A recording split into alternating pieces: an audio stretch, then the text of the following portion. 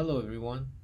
Today RSAT5 shows you how to renew a device Secure Sockets Layer Certificate or SSL certificate for the Big IP system.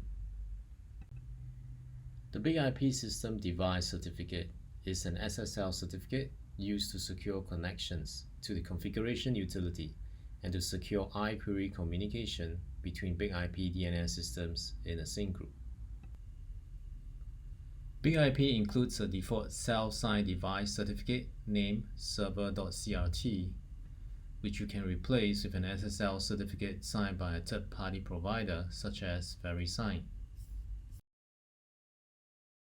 Open the configuration utility and in the left navigation, click System, point to Certificate Management, Device Certificate Management, and then click Device Certificate.